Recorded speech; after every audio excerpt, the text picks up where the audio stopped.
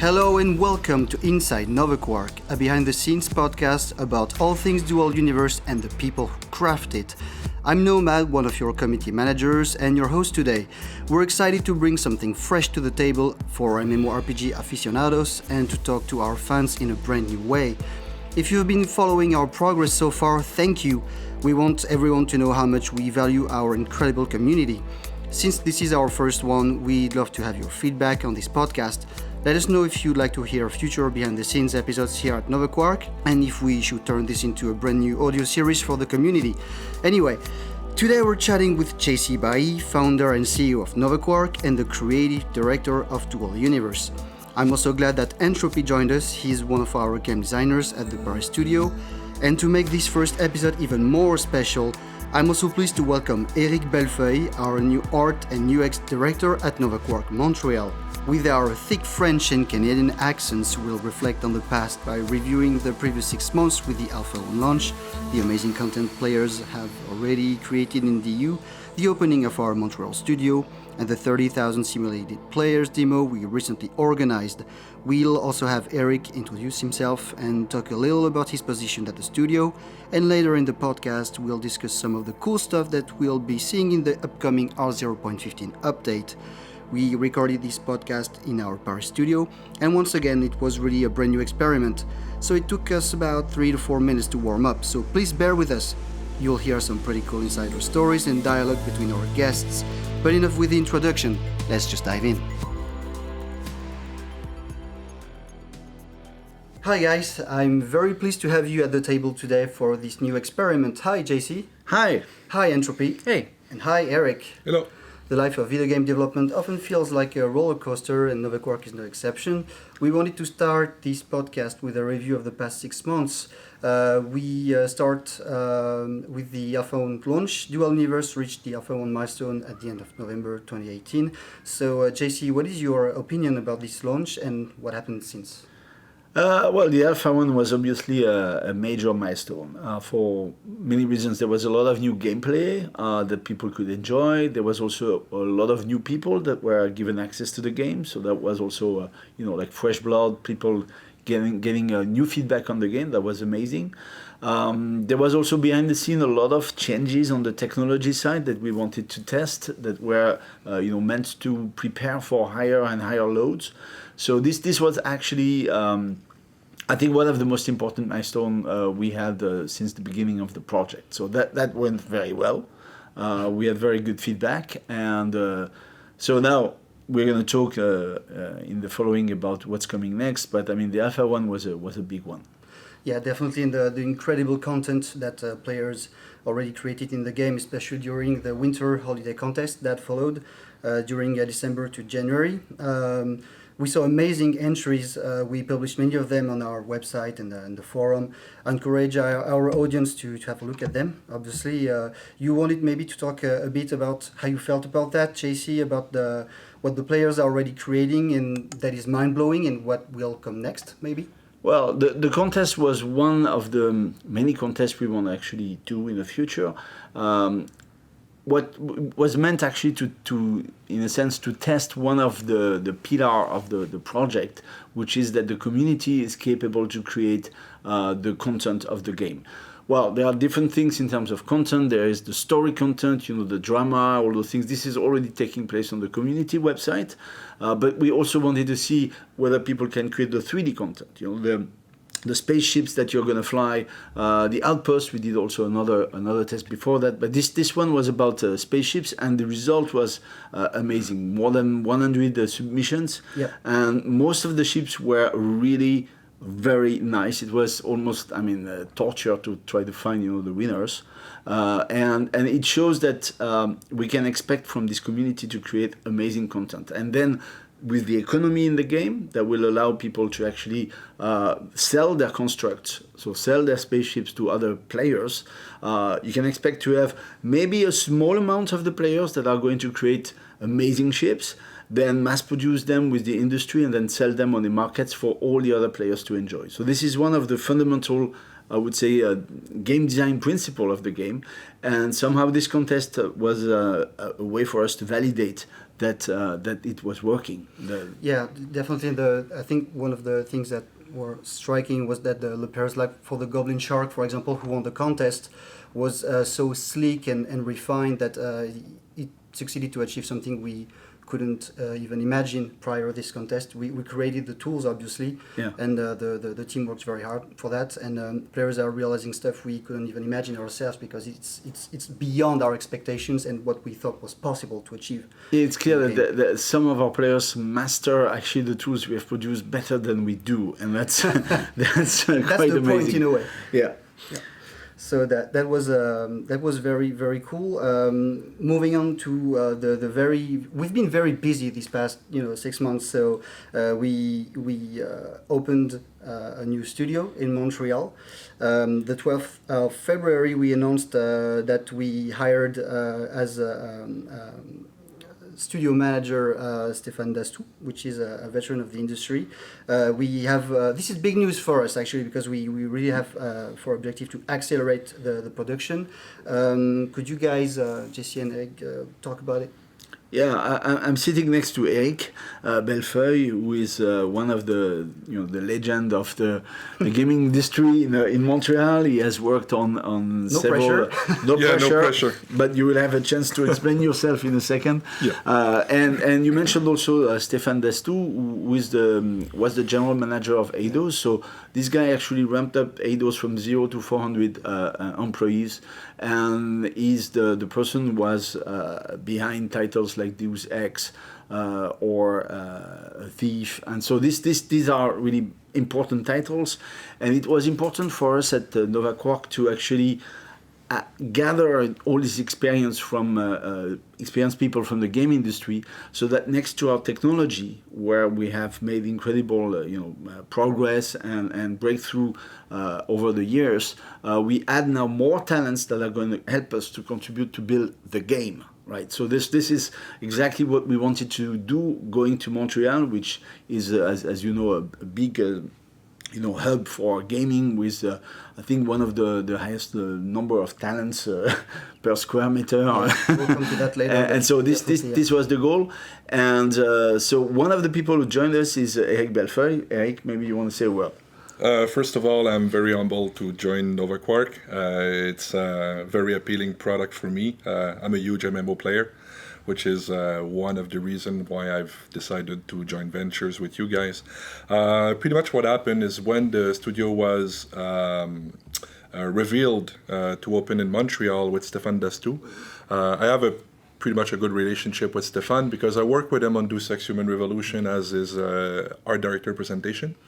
And he came to me with this offer that you just can't refuse, and it's this game. So then I met... He can be very convincing. Yeah, well, he can be very convincing, and he convinced me in the past too. So in my experience on Deus Ex Human Revolution with him was very, very powerful, very creative. And it is in fact true that Montreal has an insane amount of talents when it comes to content creation. So one of the things we're going to start working on my side, so I'm going to be hard directing the project from now on with JC and the team, going to work very closely with them. So what we're going to try to build is pretty much like... I'm going to talk a little bit more about myself, just also like one layer. Yeah. I was also involved on Mass Effect franchise for 4 years and a half, which is also like part of my sci-fi DNA as a content creator. So that's why this combo for me over 8 years of making sci-fi games is it's just a perfect fit for me. So from there, one of the things we're going to start doing, because by the way, this is only my second day at Novaquark. I just joined the venture, and right. My first day was not in Montreal; it was in Paris, actually. Yes, which is a little bit jet lagged. So sorry in advance. No, we're doing not so bad, not so bad so far. Yeah. So yeah, I mean, based on the discussion between me, JC, and people in Montreal, what we want to achieve is reach a great level of maturity and sophistication in the art direction. We want to provide you guys something unique and where the ambience, just when you craft something and you go into it, and let's say that at sunlight or at sunset or at dawn, you have this amazing experience of seeing like the lines of light like flowing through your architecture and your ship. So this is just one of the highlights we're going to try to achieve. But there's a lot of planets to take care of. We need to give like exotic signature. That's going to be also applied when you activities like mining should have like this kind of grains of detail of when you mine something like a crystal, you're going to have some cracking experience with particles going to fly from it. And if you go with something more like metallic, you're going to have like a different experience with that material. So this is a kind of immersion we're going to try to build with you. And that being said, I'm also going to lead the user experience also with JC, because my previous experience brought me on making like a sophisticated gameplay through user interfacing and immersion. So, and this is Novaquark. I mean, it's overall all features built for dual universe. It's a mix of this at multiple levels. So we're going to work hard to make sure that we're doing a great onboarding experience for you guys. When you go inside for the first time, we want to build this kind of epic impression on you that you want to reach the high level of sophistication that people are crafting, like the winner from it's the Goblin Shark, right? Yeah. So that one was amazing. I mean, when I saw it, I was, okay, this is impressive. So we want to create this layer of perception when you go for the first time, says, okay, this is a big deal because this is what I can achieve in the game. But there's a roadmap to success, and it needs to go step by step, and we need to give you like a very fluid and intuitive experience and remove any layers of intimidation we can have, because it can be a complex game. So we're going to try to go easy on you and try to build those recipes to make it very easy to onboard people or friends. If you bring people, I mean, friends and families will start joining you at one point during this venture, and we want to make sure that if you want to welcome them aboard, they have a good time. So it's indeed very important, and many other. Yes, you want to I want to add something also. It's about art direction in science fiction.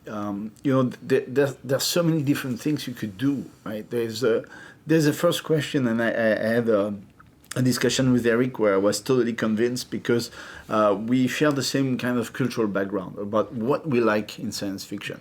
And there was a total alignment when he mentioned some movies that I love also, like Blade Runner, like also in terms of art direction, things that are realistic, sci-fi, modern, I don't know, like Interstellar, Gravity, I mean, these kind of things, versus all sorts of other things we could mention that do not fit with the vision. So this alignment was fantastic. So I totally, I'm totally trusting Éric for pushing this into the right direction for the kind of art direction we want to have in Dual. And the good thing is we're going to have we have on the table right now, and we're negotiating with some AAA veterans in Montreal right now. Yeah. When they heard there was a sci-fi game going on in Montreal. Montreal is about... And an MMO. And an MMO, which is unique, because Montreal is pretty much about IPs like Assassin's Creed, Watchdog. You're going to get those Far Cry, but there's no room, really, no studios are working on MMOs and sci-fi genre. So we end up with pretty much this kind of... There's a lot of people who wants to move on to something more, like... They want to have this kind of sci-fi dream they want to have in their career, and we have people showing up on the lineup that are very interesting. I don't want to spoil anything, but there's some big names coming, and they're very talented. So I think the next podcast will be very interesting.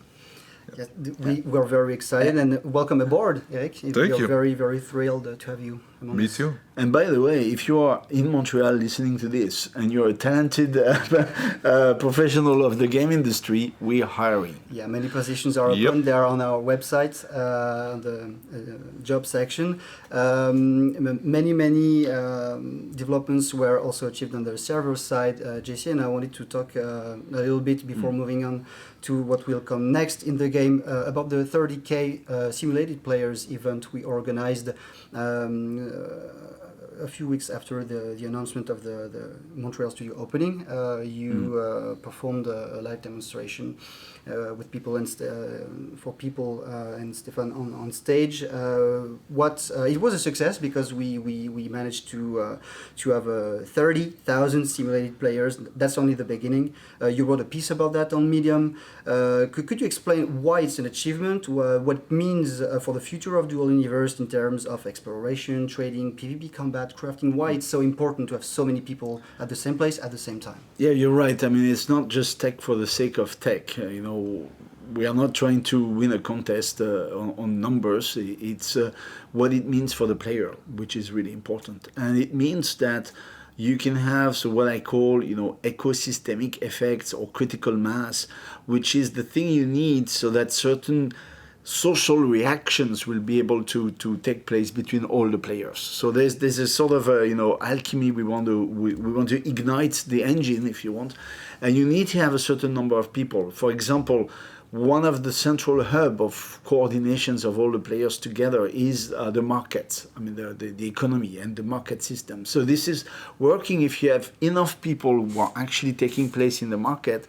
You can start to have things like price stabilization due to supply and demand and equilibrium, and all those things happen only if you have a certain number of people who are interacting.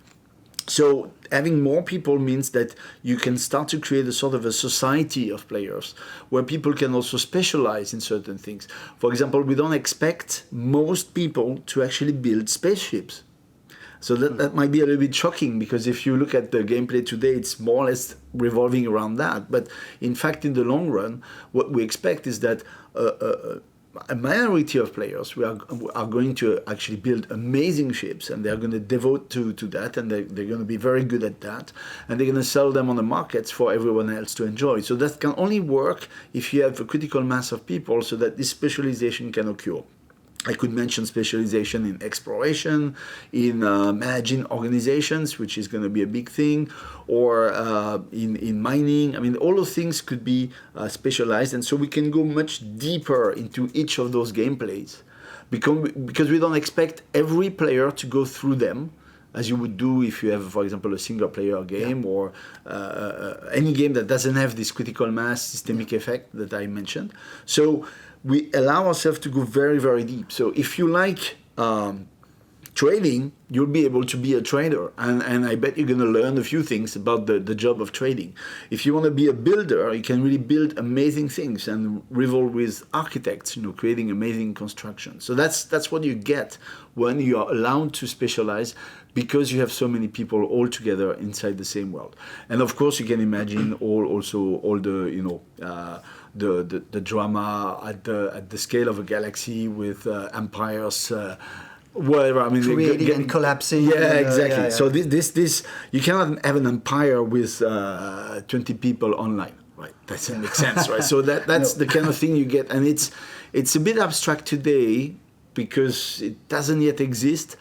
Well, to some extent, it exists with games like EVE Online. You can see that kind of things happening, but we want to push that a bit further, and that's why this technical test was so important. As far as I know, no one has ever reached such a number with a continuous single shard. So Not continuous. In these conditions, yes. The keyword here is continuous. Mm-hmm. It means that all these people, they really are in the same world at the same time. There is no artificial boundaries. There are no loading screen between when you jump from one system to the other or things like that. You can literally have tens of thousands or hundreds of thousands of people on the same planet, for example. So as far as I know, no one has ever reached that kind of numbers in this context. And we're going to continue working to push this further so that we can, feel confident that when we open the game to more people, everything's going to work. And then we can focus on the gameplay and the experience and all the rest. And moving on, what is next on the next big update of the game, the R0.15 update. We wanted to give a sneak peek about that, what's coming. And it's the opportunity with this podcast to talk maybe a little bit more, to go in depth in some stuff before official communication. First things we talked about the graphical aspect with you, Eric, and JC a bit earlier. We worked to improve the graphical aspect of the game with post-processing. The next update will be the occasion to discover depth of field and motion blur implementation. We're still tweaking things about that, but the game already looks better, and we hope you will enjoy that. We also dramatically increased the resolution of the texture planet, 16 times bigger than before. And we also worked hard on a new feature we teased a little while ago via screenshot Saturday for people following us on social media. The volumetric clouds, without being technical, let's say that this feature really enhances the way clouds are displayed. They feel more fluffy and realistic. It's really nice and still tweaked as we record this podcast, but it looks well, and I think you will like it. We won't go much deeper for now on this aspect because a devlog will come in due time very soon. Moving on to some quality of life improvements. We talked about the FTUE, the onboarding of the players a bit sooner. We try to refine that, and lots of work will come in the future too. But for now, we created a system that allows you, when you miss a notification on the top of the screen, to be able to find it again on the dedicated tab on the chat system. We felt it was kind of cool because sometimes you can miss something. It's frustrating. You are absorbed in a task in the game, and you miss something that could be useful. Now you will be able to not miss it anymore. We also still work in progress, but you will also be able to unlock your mouse via the tab key, allowing to navigate better in the game as other features will be added in the future.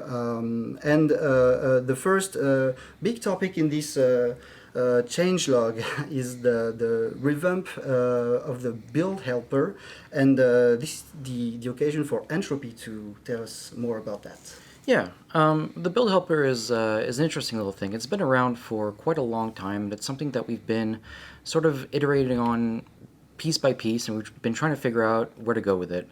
And we've had a few attempts, and not all of them were successful, as you guys know. But I'm actually really happy where we ended up with the build helper now. I think we took a lot of that experience that we had previously and identified what was wrong with it and decided what the important and the core bits of the build helper were, and we really focused down, and in many ways we focused down on it, and in other ways we actually expanded on it. And what we have today, I think, is by far the healthiest version of the build helper that we've ever had, by far the most useful, and I think that you guys will really like it. Yeah, cool. Indeed, it's a major improvement, I think. The next big topics, the bartering, as we call it. Markets are not going anywhere, obviously, and we expect the majority of transactions to be done there. Often, though, in the depth of wilderness, you may not have a direct access to any market, and you could need the help of a stranger to obtain a part or extra element, whatever you could need in a tricky situation. You could explain to us how this feature works, and maybe we should call it direct player trading. Yeah, so barter is our version of the direct player trading. So as you said, markets, by far more convenient, more useful for bigger purchases or planned purchases. But sometimes you just need something, and you don't have time to go to market. And the world is full of players, and players have bases, and players have ships, and players can actually help you out. And when you're roaming around, you might meet somebody, and you might stop, and you might just decide to trade. The barter is just as much a gameplay feature as it is a social feature. Yeah. We think that it's a really big incentive to actually stop and talk to other players. You might actually need the thing that you want to trade, but stopping and talking to somebody, and maybe you look at their base, maybe they take you in a ride on their ship, and giving reasons for players to stop and talk to each other, that's very important for us. And then of course it's also really useful to be able to trade stuff to one another, and trade my fuel for your materials or my scraps for your engine, and everybody walks away happy. Yeah, absolutely, and a dedicated dev blog will come soon about this. Moving on to the inventory revamp, also a major point of this version. We've been working on a significant overhaul of the game's balancing. Main subjects here are the major rebalance of inventory and container capacity, material transportation, crafting recipes, almost every single step between mining and crafting. Yeah. So the inventory rebalance is a really, really big thing, and we hope that you guys are really going to enjoy that one. After we did crafting, we sort of took a step back and we sort of analyzed everything that was going on in regards to inventory, in regards to volume, in regards to how much space different things took, in moving the balance between the inventory and the containers and all that stuff. And you guys provided a lot of feedback for that, and that was really useful to us too, to sort of identify the problems and define where we were going with that. So we took a step back and we sort of disassembled everything: the crafting, the containers, the inventory, the volume of elements, the mass of elements. We had a lot of problems with transportation. Things were way too heavy. A lot of sort of like different problems that all were linked in various ways. So we disassembled the entire system, and it took us a lot of time, and then we sort of slowly put it back together piece by piece in a way that made way more sense. And I think we're pretty happy where we ended up. It's probably not perfect. I think there's probably a couple small tweaks that we can keep doing, but where we are right now is very healthy in regards that we know what we did, whereas before some of it was a little bit haphazard. We know what we did. We have the tools and the ability to tweak the things that we want to be able to tweak. And so if we need to change things, we can, which before was a little bit more difficult. So hopefully the result today is that everything just makes way more sense. Transportation, is more consistent. Container volume makes more sense. Inventory makes more sense. And all of that linked by the crafting. Hopefully it's all just better, more flowy, and just more smooth overall. Yeah. Yeah, and once again, a dedicated dev blog will come in due time to explain in depth all these things. Yes, JC? Yeah, just a word about that. It's incredibly complicated to build a game like Dual Universe at every level. So we just heard about how difficult it is to make an inventory. But globally, I mean, there's a trade-off between being realistic, which we tend to want to be, but without making everything too hard. Because, real life and reality is very hard, and it's not that fun. I mean, if you wanna travel to another planet, you can, but you're gonna use all your fortune and probably all your life. Hello, Elon Musk. And that's how it is in the real world. So you have, obviously, because we want to create a fun experience, you have to lower those barriers.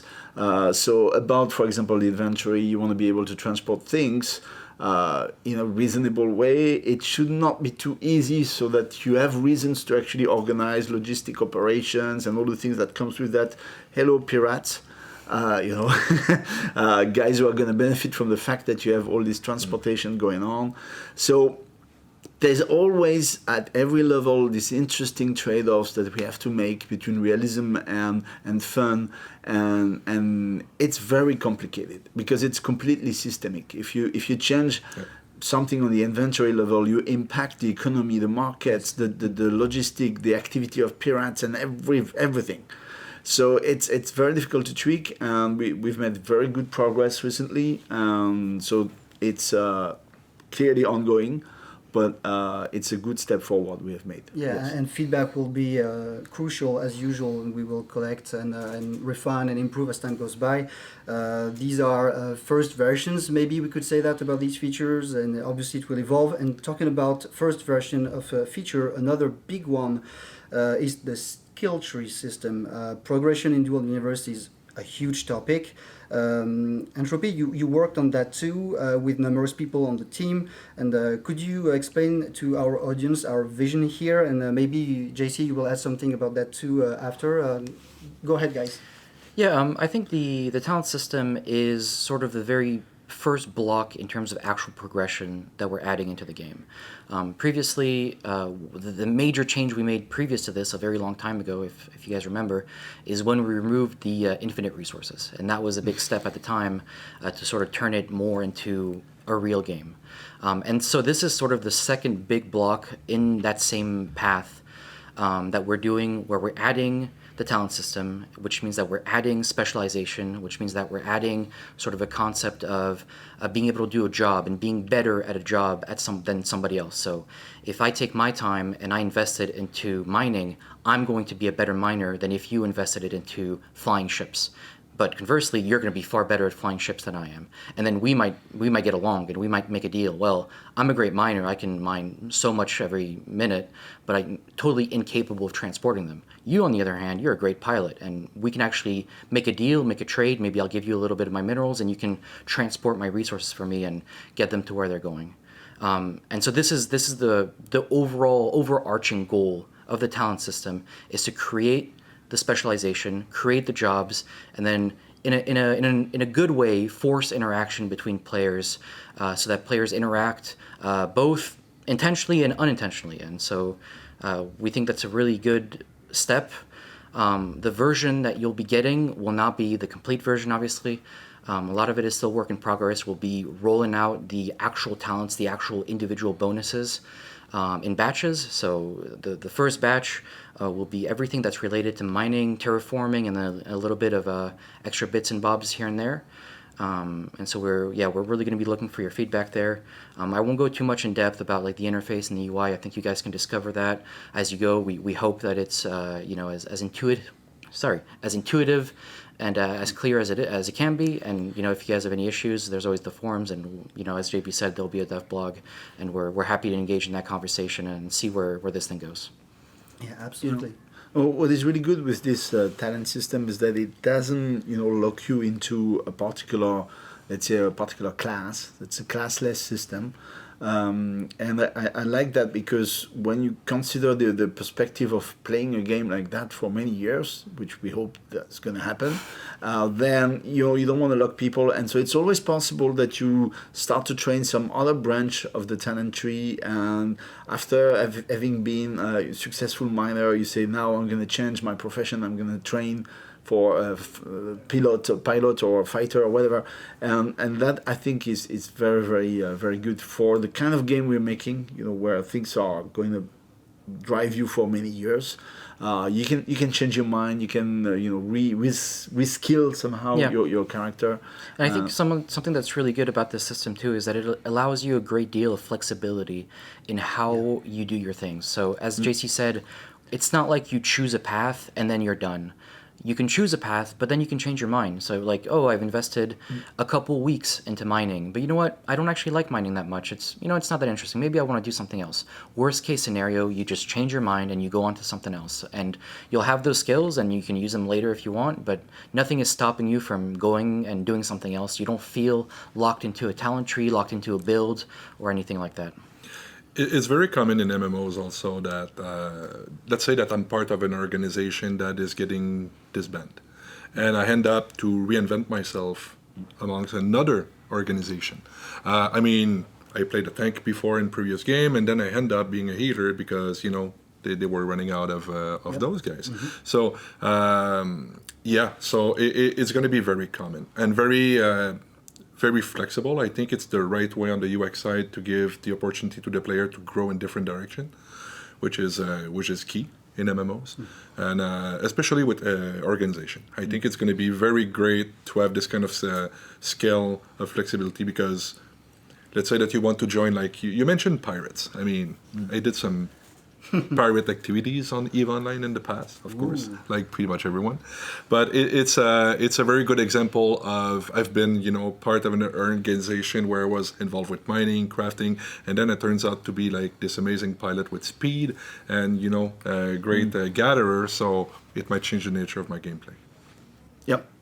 And another challenge, just to conclude on that, is the when you design a talent tree like that, is that it should be meaningful for someone to actually go deep into the training, so that you actually train very, very much the all the details of the mining, for example, branch, let's say.